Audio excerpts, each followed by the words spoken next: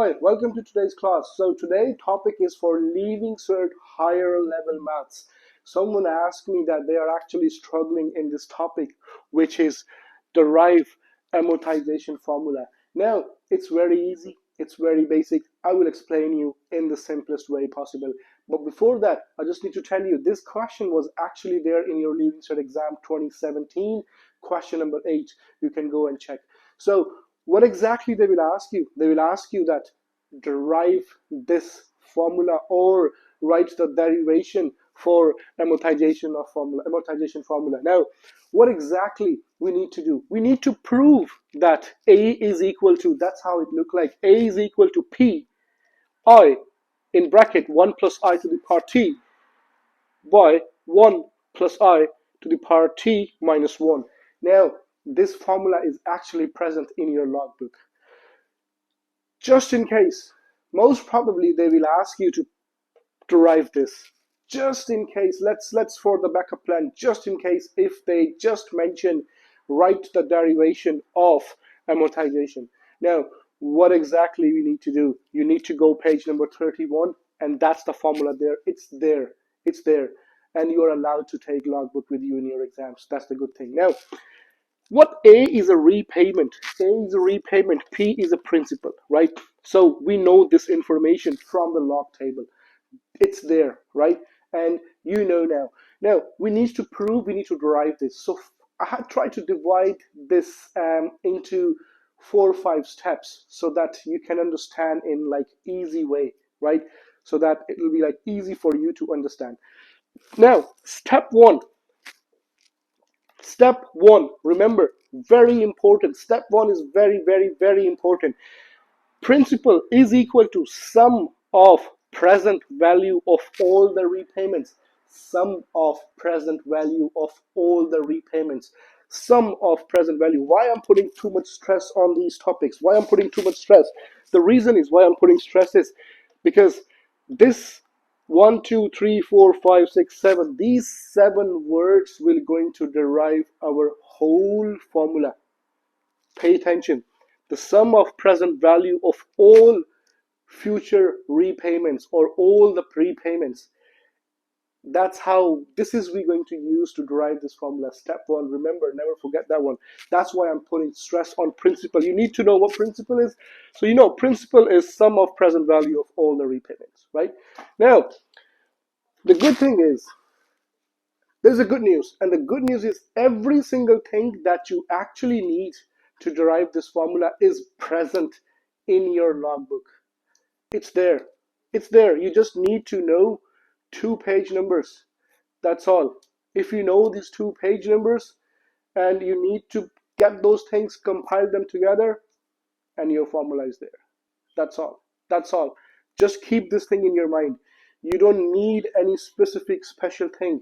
Everything is present in the log table. You just need to know where exactly they are. That's all you need to know. Now, present value. As I said, like I put stress on principle quite a few times. Present value. We're gonna talk about present value. Now, what's present value?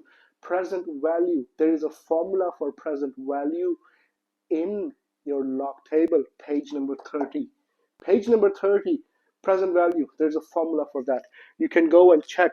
It's F divided by 1 plus I to the power T. PV is a present value. F is the future value. F is the future value. Now, the formula is there. That's the second step. That's the second step. You need to find the formula for present value from your book. Now, the third step is sum, right? So if I'm going to add all those things, if I'm going to add the present value, it's a sum of present value. So I'm here talking about geometric series to add all those them, right? A lot of, because they're going to be like, let's say you have 12 installments in 1 year. You're probably paying for like 30 years or 25 years the mortgage. So they're going to be a lots of addition. So we are looking for geometric series in here, right? So the good news is the formula for geometric series is actually there present in your logbook. It's there. So now that's the formula. The sum A bracket 1 minus r to the power n by 1 minus r. Now, r is the first term. R is the first term. Sorry, a is the first term in here. Sorry, my apologies. A is the first term. R is the common ratio, and this is present in your logbook, page number 29. And that's present. Now, these are the three steps. Quickly, I'm going to explain. So this is what we actually need to prove, this part, right? Now, step one, what's principal? Sum of present value of all future repayments. All the repayments that you actually going to pay for the future, the sum of that is principal, right? It's just an English sentence. You probably understand what I'm trying to say. Sum of all present value of repayments. Now, what's present value? We need to find the formula for the present value, right? The formula for the present value is on logbook, page number 30. Now, afterwards, we need to add them all together. And when we are considering adding a lot of present values, they're probably going to look for the geometric series. Certainly you're going to look for geometric series. So there is a formula for geometric series on page number 22. A bracket 1 minus rn by 1 minus r. Now, what exactly? We have the formula for present value. As I mentioned before, we have the formula for present value. Now, what principal is? Principal is sum of present value of all future repayments. Again, I'm putting stress on the principal, that line. Now we're going to put that in the form of addition, and which will be called a series. I'm going to put in the form of series. Now, how exactly it's going to look like? You see, P, principal, is equal to the repayment. We will take A is a repayment, right? So instead of F, we'll take A. A is the repayment. Now, repayments normally start after 1 month, month 1, month 2, 3, 4, 5. So for the month 1, according to this formula, A, principal will be the sum of the repayments, sum of the present value of all the future repayments. So now that will be A by 1 plus I to the power 1 for month 1. This is for month 2, month 3, month 4, month 5, 6, 7, 8, 9, 10, so on. Now, the second last term will be A by 1 plus I, T minus 1, plus A by 1 plus I to the power T. So that's how the sum will look like. That's how the sum of present value of future repayments will look like in the form of series. Now the next step is we are going to reverse the order of this series. We are actually allowed to do that. There is a rule we can do that. Now, for that, I will make a different lesson. And at the moment, you just consider we are going to reverse the order of this series. The reason is once you're going to do that, it will be really, really easy for you to do the algebraic solutions, or when you're going to manipulate the algebraic expression, it's going to be really easy at that time. Now, so after rearranging, as you can see, after rearranging, I just put the, after reversing the order, I just put this one in here, this one in here, this part here, and this part is here. That's exactly what it's going to look like after reordering that, after reversing the order. Now use the sum of series formula. Now we're going to use sum of the series formula because there is a formula for sum of the series. And we need to find A. What exactly A is? A is the first term. A is the first term of this series. The first term is this. This is the first term. This is the first term of the series, which is A by 1 plus I to the power T. That's the first term. Now common ratio. As you can see, common ratio in between these. 1 plus I 1, 1 plus I 2, 1 plus I to the power 3, 4, 5, 6, so on. So we are actually multiplying every single time 1 plus I, right? So the common ratio will be 1 plus I. That will be the common ratio. That will be the common ratio. Okay, so the common ratio is 1 plus I. Now, n is t. We know that n is t, right? So this n is a t in this case. Now, we know every single information that we need to put in this formula. So we are actually going to fill all this information in sum of geometric series. Now, one more thing, you can write a like this instead of this, right? And you will notice in next few steps what the reason. Now the last step is we need to prove this, right? So everything, every information is in here you can have. So we need to prove this, and this is the information that we derived from the series, right? And we need to put this information in this formula. Now, so you know, Sn is P, right? Sn is P. So in this case, P will be A. What's A? A is the first term, which is A by 1 plus I to the power T. Now, here, multiply 1 minus what's R?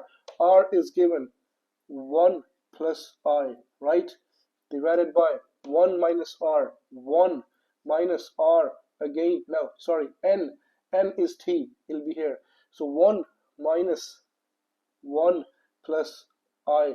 Now, whenever you're going to put the value of R, make sure you put that in a bracket because R is 1 plus I, okay? So make sure you put that in bracket. Now, let's say what we have in here. Now, AP, right? Now, keep that thing in your mind. Now, we're going to do a little more calculations in here, and let's say what we can get. Now, P is equal to A, right? Times 1 minus 1 plus I to the power T divided by. Now, once I open this bracket, you see I can get rid of the 1 actually. So here will be 1 plus I to the power T. So this will give us minus I. Does that make sense? This will give us minus I. Why? Because when I'm going to open this bracket, it will be 1 minus 1 minus I. So 1 cancel, and we're left with minus I in this case. Now, we got A. So we are going to manipulate this equation. So we're going to take A to that side, and we're going to leave A this side and going to take every single thing to the other side. Now, when you're going to take every single thing, what's going to happen? The denominator going to go to the numerator, and the numerator going to go to the denominator. So that's exactly going to happen. So now, see, A is equal to P, right? 1 plus I to the power T minus I by, that will be here, 1 minus 1 plus I to the power T. Now let's see. We are nearly there, almost there. Just one last step we need to do. So we got A, we got P, right? And I is here, but we got negative I in here. We don't need negative I. Okay, so we have 1. We have minus 1 here, but we have positive 1 in here. So what we're going to do, we're going to multiply.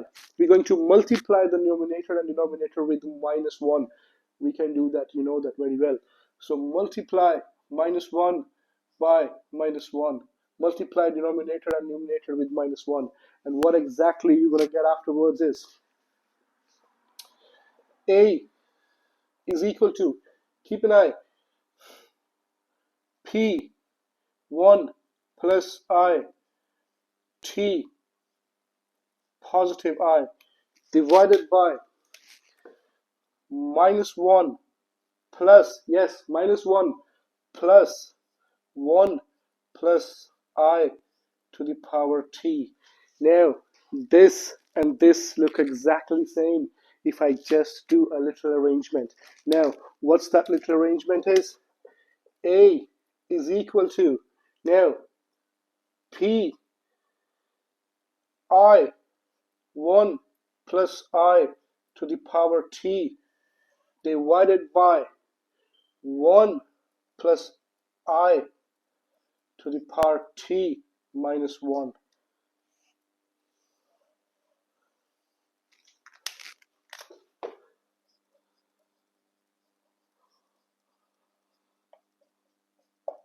Hence proved.